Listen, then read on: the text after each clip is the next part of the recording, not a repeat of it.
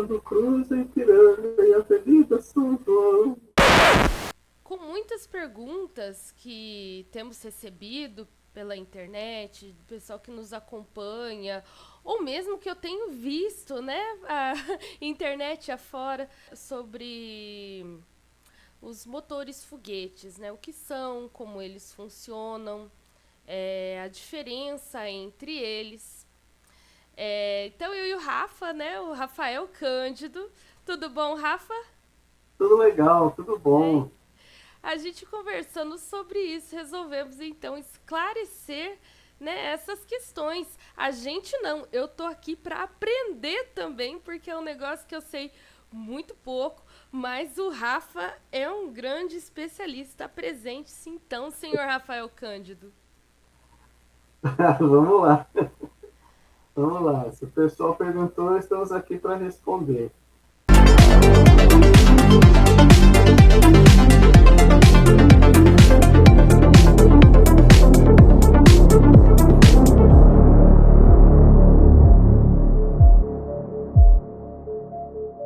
Bom, em relação aos motores foguete, nós temos quatro tipos importantes.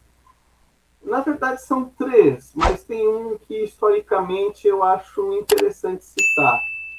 Então, vamos começar do mais simples, né? Assim, antes até da gente ver os esquemas, só relembrar o seguinte: o que é um motor foguete, pessoal? Um motor foguete é um motor a reação, ou seja, vai gerar uma grande quantidade de gás que vai escapar com uma alta velocidade e pela terceira lei de Newton, né, ação e reação, o motor foguete vai ser empurrado para frente. O exemplo mais simples que a gente tem de um motor a reação é bexiga de festa. Quando você enche uma bexiga de festa, você está aumentando a pressão lá dentro. Se você solta, a bexiga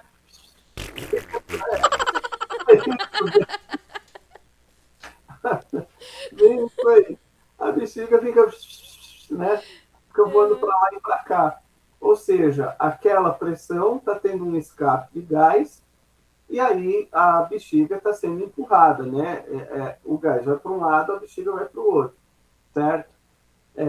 Só que no caso a bexiga, ela não, né, você não tem controle nenhum ali e tal, o bocal da bexiga, ele é flácido e tal, então ela vai voar pela sala inteira. Agora, num motor foguete, você não quer isso, né? Não é um, não é um busca-pé, alguma coisa assim. Vamos entender aquele que é o mais simples, que é o motor foguete a propelente sólido. E o que é propelente? Propelente é o seguinte: tudo aquilo que for ou combustível ou oxidante em um motor foguete é chamado de propelente, tá? Então, o propelente sólido, ele é o seguinte, tanto o combustível quanto o oxidante, eles são sólidos. E eles estão misturados, certo? Eles estão ali, é feita uma mistura numa determinada proporção, química tal, para ter a melhor reação possível, né? Claro, sempre vai sobrar alguma coisa sem reagir, mas ali é para ter assim melhor dissipação de calor, melhor entalpia, sabe? Todas essas coisas e gerar o gás numa determinada pressão, numa determinada temperatura e te dê o maior empuxo possível no seu motor foguete. Todas as reações de combustão, elas têm um oxidante e um combustível. Bom, o combustível é aquilo que a gente usa, né? A gente vai queimar com um oxigênio. No caso, por exemplo, de um motor de carro, de um motor de caminhão a diesel, o combustível é aquilo que a gente vai queimar, né? O oxidante é aquilo que vai fazer a reação de oxidação. Aí nós temos aquela coisa de redução, oxida redox, né? Essas coisas assim. Não vou entrar Uhum. em detalhes, mas assim, num motor, por exemplo, de carro, você tem lá a gasolina, o etanol ou o diesel, né? E isso vai Uhum. agir com oxigênio atmosférico. No caso do motor foguete, nem sempre o oxidante é oxigênio. Pode ser um, um outro tipo de material, um outro tipo de oxidante. Ele pode ser líquido, ele pode ser sólido, né?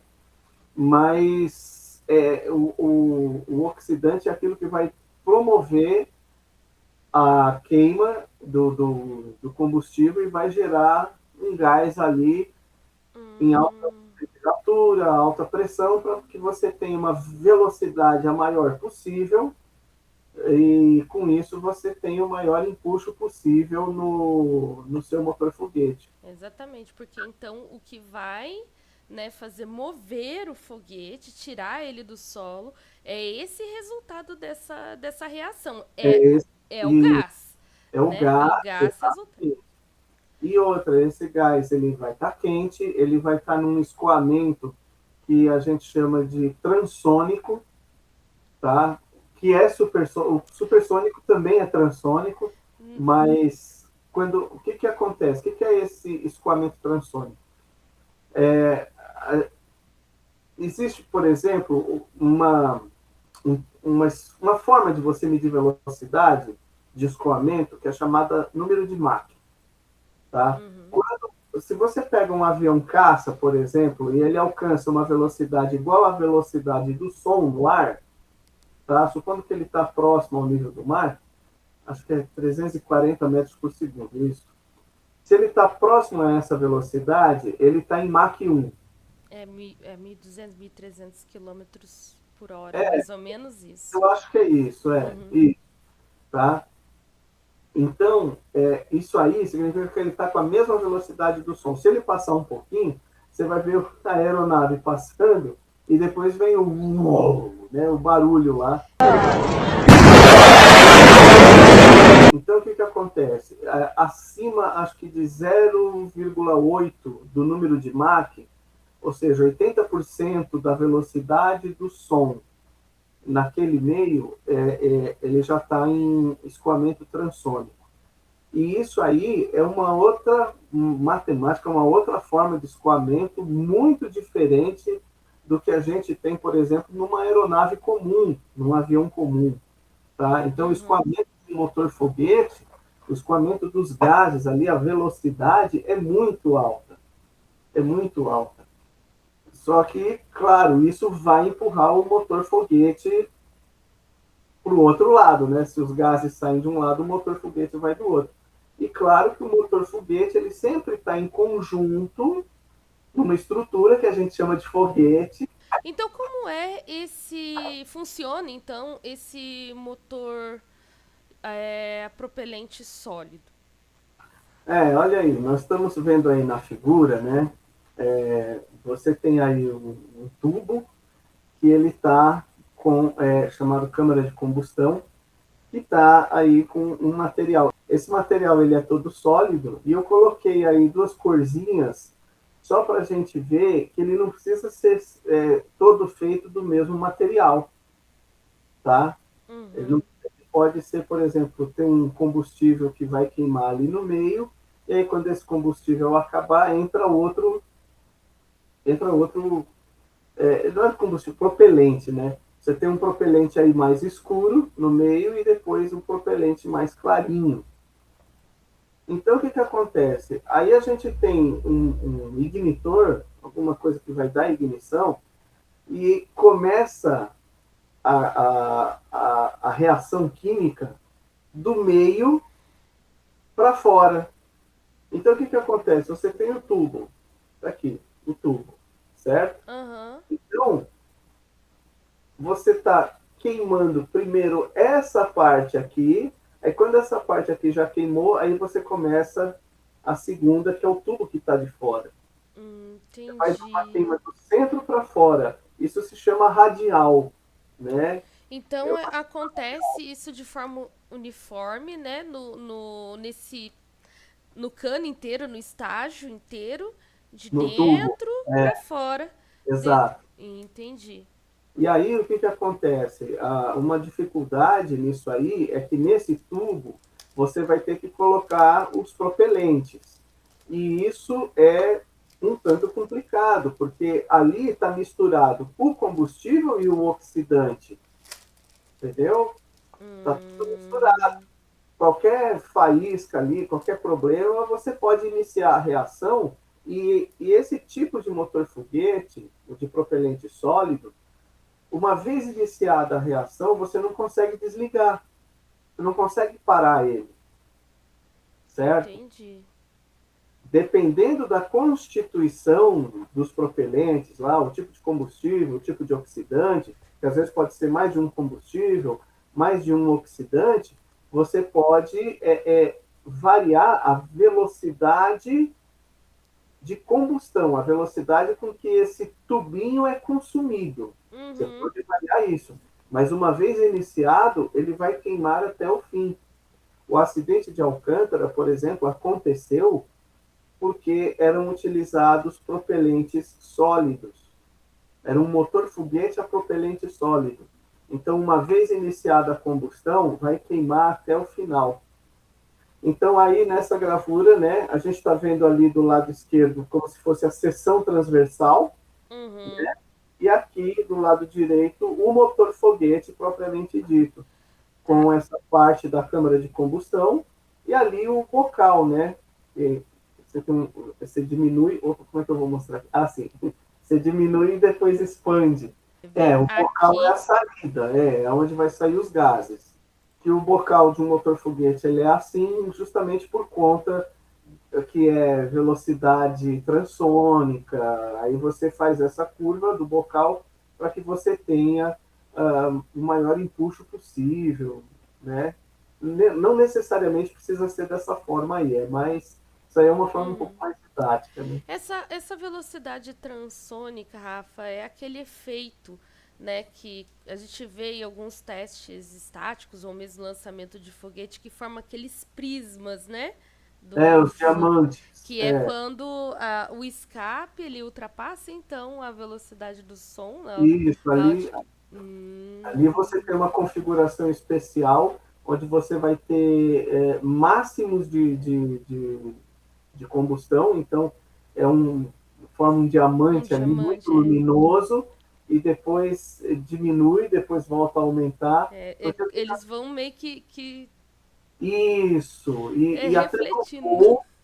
até no voo a gente consegue ver isso também, Aham. em determinadas condições. Quando a gente gosta de um negócio, pelo menos eu sou assim, eu gosto de me enfiar naquilo, entender tudo sobre aquilo, o máximo que eu tiver essa capacidade de compreender. E eu vejo que tem bastante gente, né, que também tem essa mesma pira, entra e quer saber, e as informações são poucas, né? Como eu falei no começo. Daí acabam surgindo as perguntas. Eu tenho a sorte de ter um amigo que manja muito. Então tá, vamos passar pro próximo tipo Isso. de motor então, né? É o catalítico, é o direito catalítico. Ele, Hum. ultimamente, eu, assim, acho que ele não é usado já há algum tempo. Tipo, Eu ia perguntar que tipo de foguete usa esse trem. Você lembra de algum que já chegou a usar o catalítico? já na Segunda Guerra Mundial, né, acho até que um pouquinho antes, lá na Alemanha, o pessoal já andava testando esse tipo de motor foguete para suas bombas V1 e V2. Porque o E. que acontecia?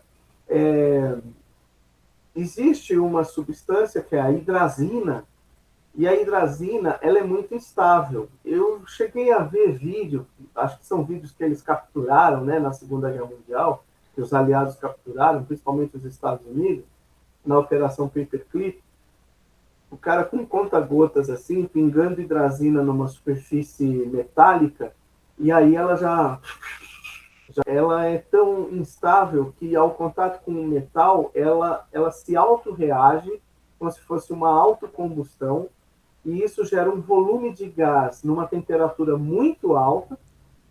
Então ela faz assim, ela dava umas explosõezinhas na superfície. Então esse tipo de motor foguete é mais ou menos isso. Então você tem ali um propelente que ele está armazenado ali, só que quando ele passa pela câmara de combustão, a câmara de combustão é um leito catalítico, ou seja, é um catalisador. O que é um catalisador? O catalisador é uma substância que participa da reação química, mas não é consumido. Não é consumido. ele simplesmente vai fazer com que você necessite de menor energia para aquela reação química acontecer. Então, Uhum. por exemplo, se eu tenho uma substância que ela, por si só, ela reage, por exemplo, se ela encontrar um metal, água oxigenada, por exemplo, né? A gente, se a gente pingar água oxigenada, por exemplo, até mesmo no nosso sangue, o que vai acontecer? Ela vai borbulhar, ela vai liberar o oxigênio, certo? Aham. Porque o nosso sangue tem uma enzima chamada catalase. A catalase, ela entra, ajuda na reação para separar o oxigênio, mas ela sai incólume, porque ela é catalisadora. Ela não vai reagir, não vai formar, sei lá, uma outra proteína, não. Uhum. Vai Ela, tirar a molécula de oxigênio daquele propelente e ela vai ficar ali, de ela vai boinha. ficar ali de boa. Exato. Ah, e. Isso que é a enzima, né? Que a gente chama de. Aham. Quando é um catalisador biológico, a gente chama de enzima. Quando é um catalisador puramente assim químico, é um catalisador, tá certo? Então, esse tipo de motor foguete, ele não é mais usado, porque, assim, mesmo que você tivesse uma outra substância, sei lá, não é totalmente hidrazina, é hidrazina misturada, sei lá, com gasolina, essas coisas assim, é, seria muito complicado Perigoso. manusear, perigoso, exatamente. Perigoso. Mas isso é um conceito que é interessante quando a gente estuda motor foguete, de relembrar, porque tem certas substâncias que Uhum. elas são instáveis, elas reagem, e elas vão reagir ainda mais fácil se encontrar um leito catalítico, certo? Então, isso aí era injetado, ó, tanto que tem um injetorzinho ali, ó, Aham. tá? Era injetado nesse leito, esse leito catalítico ele fica incólume, mas ele promovia a reação química que transformaria o propelente em gás. Então, só para entender, esse propelente, ele entra com uma certa pressão, né, pelo Ele injetor é nesse leito catalítico e o que sai, o resultado vai ser gás basicamente, quente, da mesma forma que a gente vê ali, né? aham. E o catalisador vai ficar ali de boinhas. Claro que esse catalisador ele não ficaria ali eternamente. Ao longo do tempo, como estaria exposto a alta temperatura, tudo, é, ele vai Sim, começar a sofrer tudo alguns processos degrada, né? de degradação, exatamente. Tá? Entendi. Que legal. Vamos pro próximo motor, então? Vamos, Vamos lá. Ó, esse é conhecido. esse é conhecido. É o mais utilizado para tudo aí, né? É o motor foguete a propelente líquido. Então, o que a gente está vendo ali, você tem um tanque de oxidante líquido, e tem um tanque de combustível líquido. Isso aí, você vai ter um sistema injetor, que vai injetar ambos numa câmara de combustão, e aí vai acontecer ali na câmara de combustão, claro que ali vai ter alguma forma de ignição, alguma Uhum. coisa assim, e vai acontecer a reação, e a reação ela se mantém de modo que eu só precise alimentar com o oxidante líquido e com combustível líquido, e ali dentro vai acontecer a reação, vai gerar os gases muito quentes e sair Uhum. pela tubeira do motor foguete. Oxidante líquido, um dos mais utilizados é o oxigênio líquido. Tanto que quando a gente vê lá um foguete que está vai decolar daqui a pouco, tal, é o pessoal preenchendo ele com oxigênio líquido, em geral. Aí sai aquela fumacinha, né? Uhum. Que Entendeu? fica lá menos 120 graus e Isso, por Celsius. aí. O estado Até líquido do mais oxigênio fácil, é hein? baixíssimo, né? É bem frio, Mas tá? também tem o RP1, né? O querosene que O você falou. RP1 porque é Rocket Propellant Number One, que é querosene, que é o que a Rússia e até mesmo na época da União Soviética mais utilizava. Mas não é aquele querosene que nem quando eu era criança, minha avó comprava umas latas de querosene jacaré, né? É Não, verdade, não o é pessoal aquele de acender lamparina. já acendeu a lamparina, né? né? A gente vê bastante hoje em dia, né, o oxigênio líquido com o hidrogênio líquido também. Quem mais utiliza isso são os Estados Unidos. Aham. Os motores foguete, por exemplo, da NASA, né, na época lá dos ônibus espaciais, Apollo 11, essas coisas assim, o pessoal usava o hidrogênio como combustível. Só que o hidrogênio ele tinha que ser gerado e carregado e pronto para partir. Porque segurar o oxigênio é muito complicado. Você estocar o oxigênio, o hidrogênio, é muito complicado. O que acontece? Vamos supor que eu tenho aqui uma garrafinha. Vou pegar um exemplo aqui. Ó. Eu tenho uma garrafinha de cola. Olha, eu tenho uma garrafinha ali. Tá certo? Então, o que acontece? Se eu encher isso aqui de hidrogênio e deixo aqui, né? Mesmo que o material aqui seja metal, uma liga metálica, super legal, tal, Bem bacana, vedadinho. é, com o tempo, esse hidrogênio ele vai escapar. Por quê? Porque o átomo, né, a molécula, É muito pequenininha, ela passa. é isso. Porque o Ah. metal, pessoal, ele forma uma rede, é uma malha. E o Hum, H2, né, a molécula de hidrogênio, ela passa por essa malha, entendeu?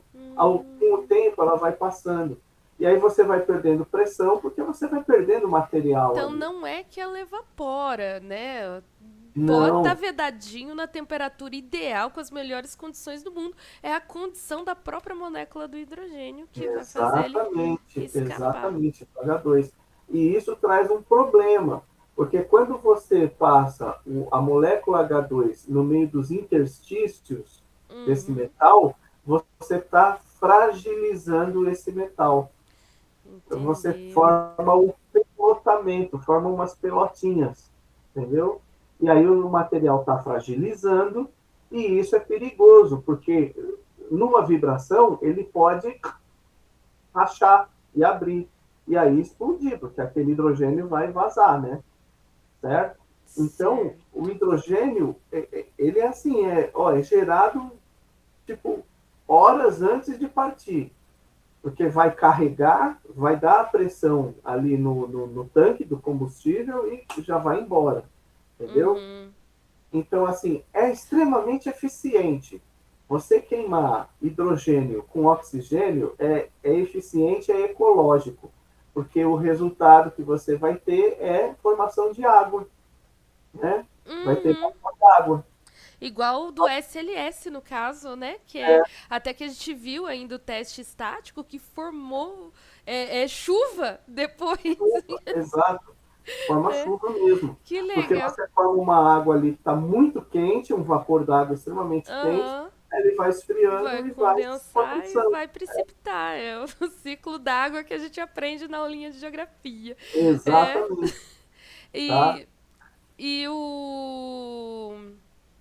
Que é perguntar, então compensa no caso do hidrogênio como combustível abastecer apenas o primeiro estágio, né? Daí no segundo estágio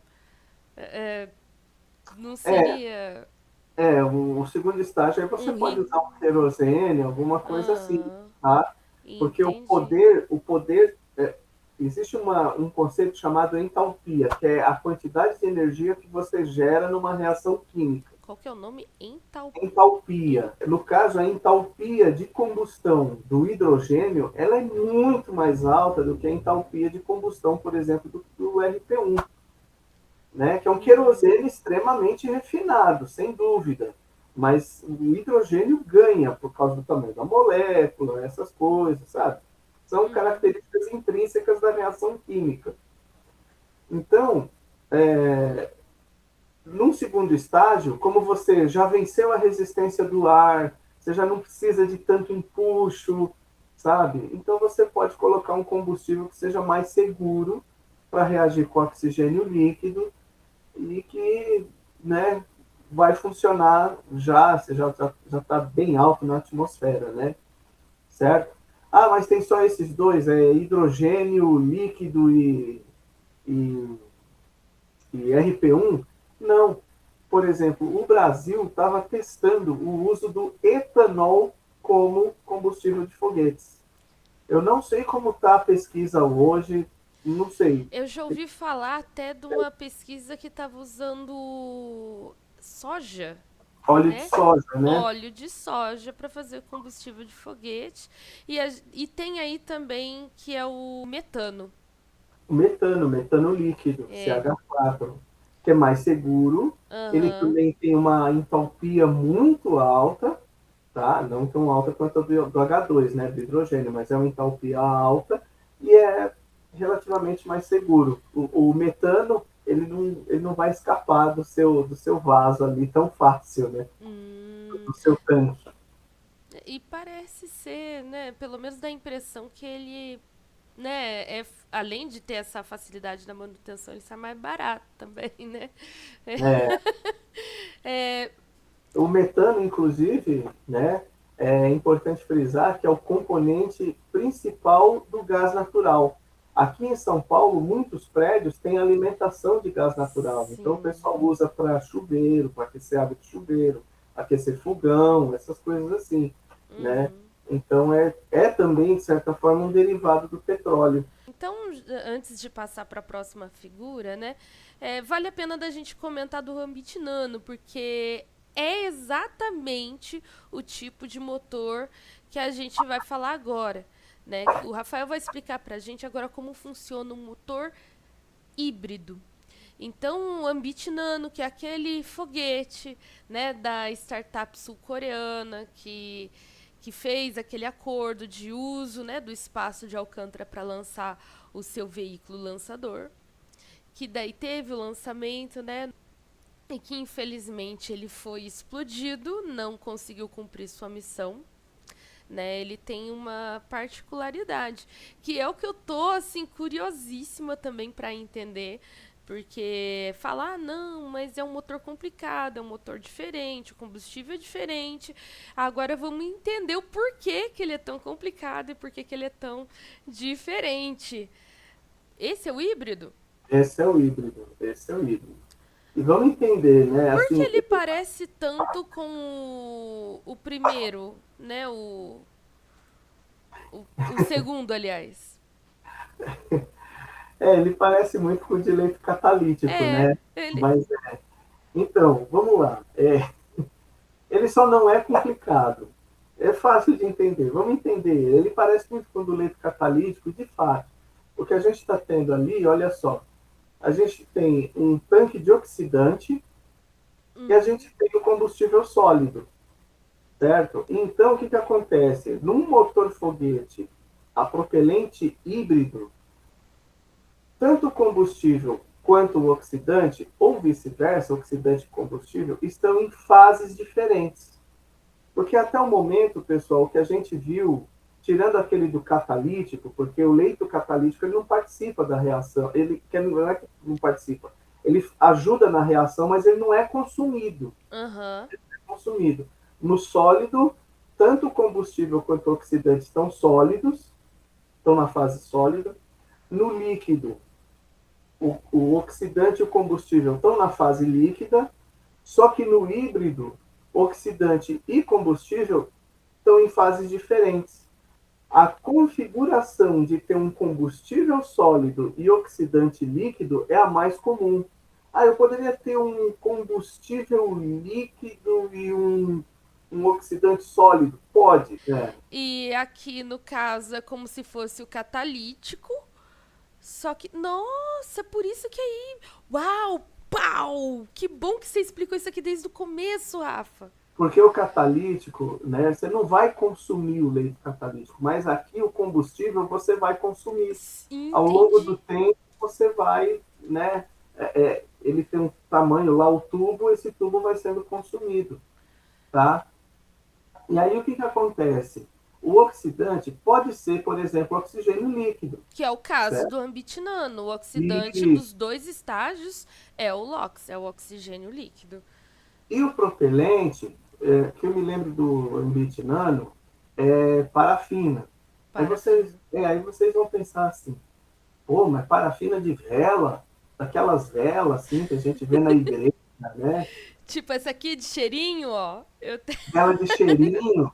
É essa parafina? É, e não é. Eu vou Que susto! explicar. Não, você já imaginou um foguete com parafina de cheirinho?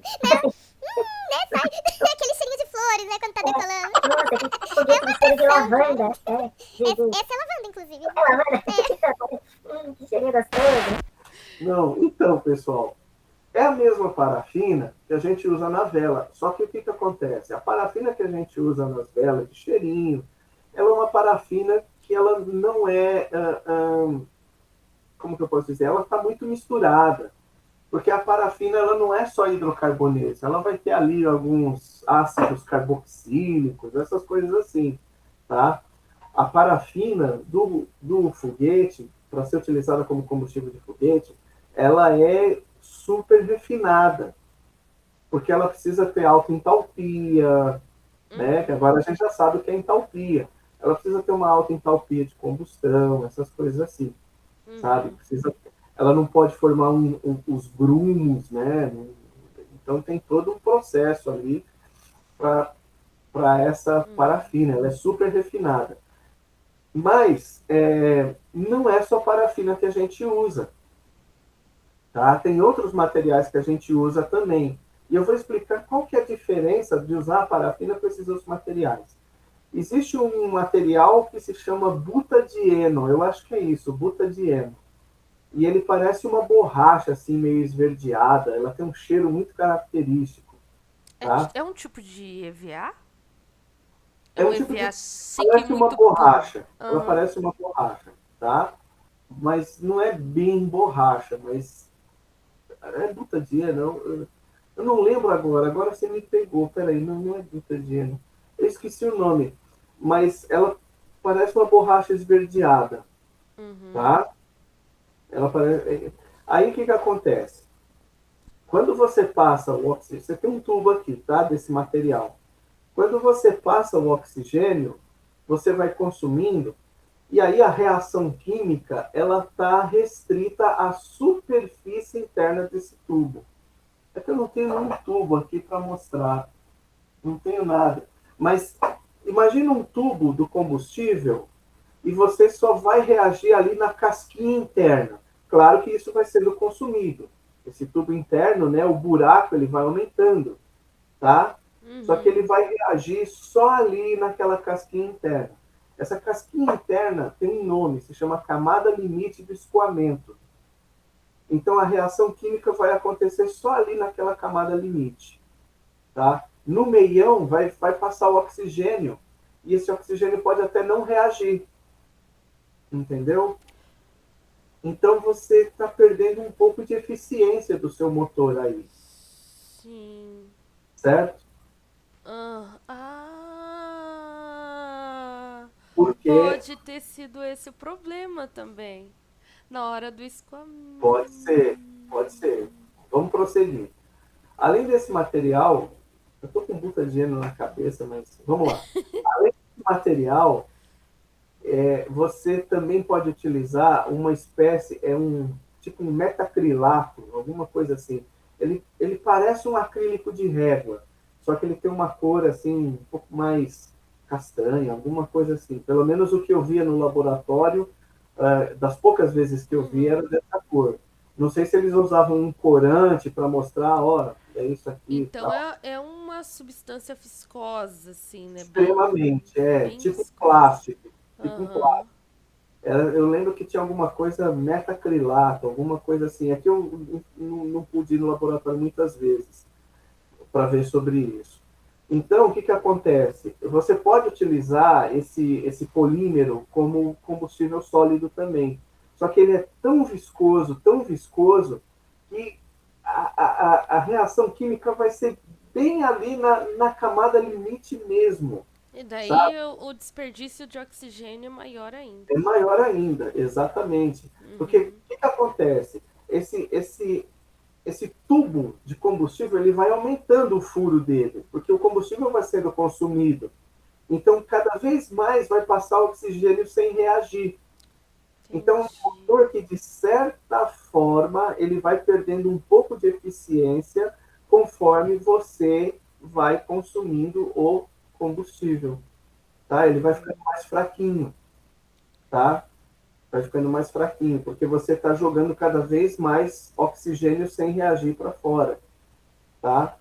Então, qual que é a vantagem da parafina? A vantagem da parafina é que é o seguinte, acima de uma determinada temperatura, por exemplo, 85 graus, 80 graus, a parafina ela fica líquida. Uhum. E a viscosidade da parafina, ela vai ficando menos viscosa com o aumento da temperatura. Ela vai ficando mais fluida. Uhum. Então, o que Ela vai acontece? ficando molinha. Mais molinha, exatamente. Isso. Conforme você vai consumindo essa parafina, vão soltando gotas de parafina no meio do escoamento. De modo que aquele oxigênio que não reagiu ali na Ali camada vai reagir embaixo. vai reagir no centro do furo. Aham. Né? Aí você tem o oxigênio ali, você tem a gotícula de parafina líquida. Ele vai reagir com essa gota de parafina líquida que está ali escoando no meio do furo. Ainda há desperdício de oxigênio, mas bem menor, né? Bem Bem mais menor. eficiente, né? Vai ter um pouco de desperdício de parafina, porque também vai ter gotas de Que parafina vão sair líquida sem reagir com que vão oxigênio. sem reagir totalmente com oxigênio. Mas eu imagino que ela deve ser eficiente o suficiente nessa reação para fazer esses gases, né? Para poder erguer o foguete. Exato. Né? Você, no global, no balanço global, vai É o ser um pouquinho mais suficiente. eficiente. Exatamente. Entendi. Então, essa é a diferença da parafina. Tá? É isso aí que torna atraente. Tá? Aí, no caso do Rambit Nano, o que provavelmente aconteceu, do que eu vi no vídeo, foi alguma instabilidade da combustão. E são vários fatores que podem influenciar nisso, tá? Desde o próprio combustível, o injetor, alguma coisa assim. Uma coisa é funcionar na bancada, outra coisa é funcionar em voo, né? Assim, às vezes uma variável que... É uma novidade, cara, porque é a primeira vez que eu vejo, né, um motor híbrido, o pessoal falando motor híbrido, motor híbrido, motor híbrido, e eu também, a gente está acostumado com os foguetões de sempre, que a gente acompanha aí, que ou são sólidos, ou são líquidos, né? Já me perguntaram até se o híbrido é... Não, ele é total flex, funciona a gasolina e Né? tal. Não, nada a ver. Misturo dois tipos de combustível ali, de propelente, né? Então, agora eu entendi bastante sobre isso. Qual que é a vantagem, Rafael, do motor híbrido para um motor assim normal, ou sólido ou líquido? O normal, você diz, é o líquido, que é o mais utilizado. O mais utilizado. Preço, né? Parafina é barato, né? Você pode até aditivar essa parafina, sei lá, colocar alguma coisa que vai melhorar a queima da parafina, essas coisas assim, né? Também você pode aditivar ela porque ela já é bem refinada, tá? Como eu falei, não é uma parafina de vela qualquer, né? Entendi. Aí o pessoal vai testando coisas assim, outros materiais combustíveis, vai colocando até combustível sólido. Então, mas e o empuxo? O empuxo é bom, assim, claro, não é igual a de um motor foguete a propelente líquido, que o empuxo é enorme. Mas para um foguete pequeno, para lançar satélites, por exemplo, em órbita baixa, você não precisa ir, por exemplo, para alturas muito grandes, acima de 500 quilômetros, usar um primeiro estágio com motor foguete híbrido usando parafina é uma boa solução. Barata, né? Só que no caso do Rambit Nano, eu acho que ali deu alguma instabilidade na combustão ali, E isso dá um efeito no foguete que a gente chama de efeito pogobol.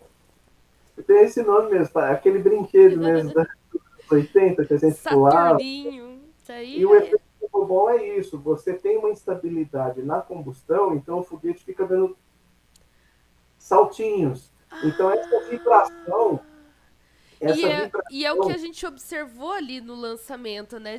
Da a luminosidade. luminosidade, é a instabilidade de combustão. Então, isso vai dando uma vibração no foguete, porque é como se ele estivesse dando uns saltinhos assim, e aí Uhum.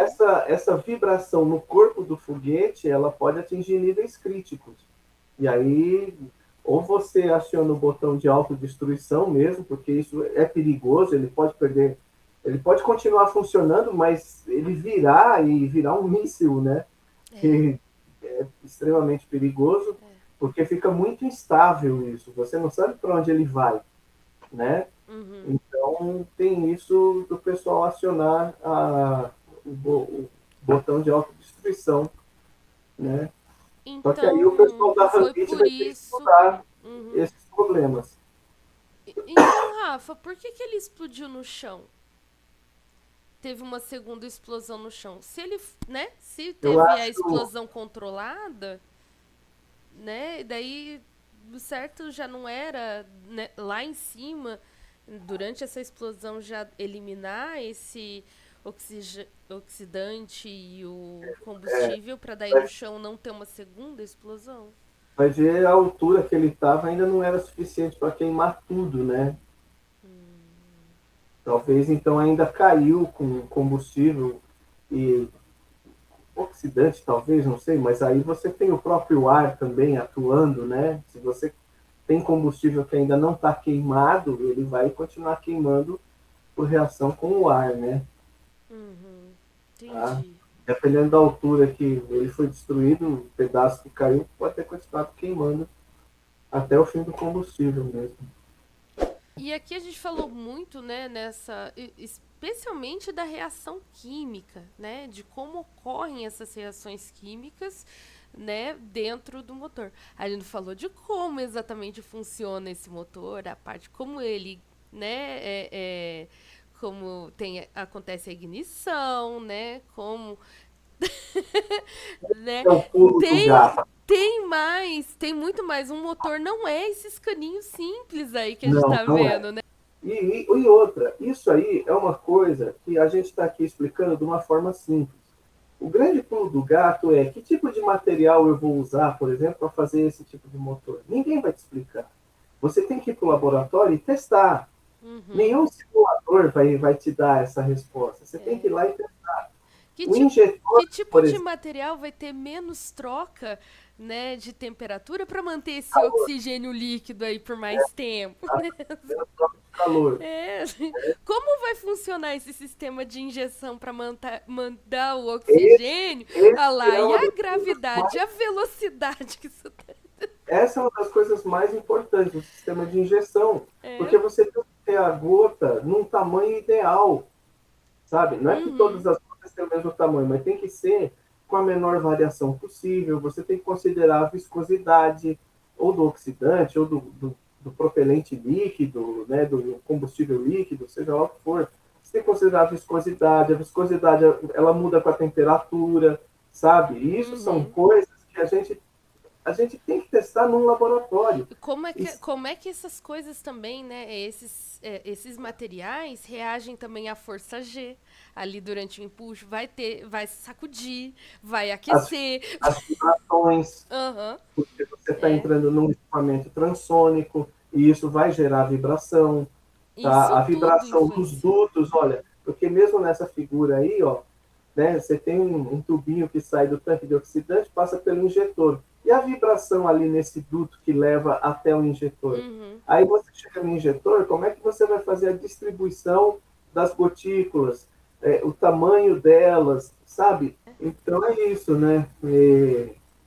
Eu espero que aqui o nosso trabalho aqui, quem estiver assistindo, né, ilumine um pouquinho a cabeça aí do pessoal, pelo menos para entender sobre motor foguete, né? Exatamente, Rafael, obrigada. Foi esclarecedor demais, cara. Ah, eu já achava massa, agora eu já vou pesquisar um monte de coisa aqui para entender mais um pouquinho. E qualquer dúvida, eu mando um monte de perguntinha para você.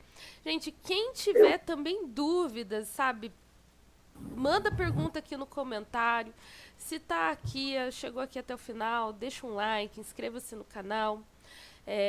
Deixa seu comentário, faça pergunta, procura a gente nas redes sociais, tá aqui as redes sociais na descrição do vídeo, né, para conversar mesmo, né, se tiver qualquer coisinha, pode mandar mesmo pergunta, não tem, eu falo, não existe pergunta boba, eu mesma eu não tenho vergonha de perguntar não, assumir que eu não sei, cara, é o primeiro passo para começar a saber alguma coisinha, né? Então, é a primeira portinha. Então, é isso. Eu só queria dizer mais uma coisa, Nani. Pois não. Na revista Astronova, na edição número 41, eu escrevi um artigo falando sobre os motores foguetes.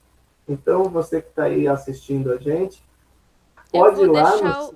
Eu vou deixar aqui nos comentários fixos o link E da o link revista da edição número 41, então. número 41, Mas visite o exatamente. site e pesquisa lá. Vou deixar o link aqui embaixo para facilitar a sua busca. É isso aí. Ok, então, obrigada e até a próxima. Até mais, pessoal. Adiastra.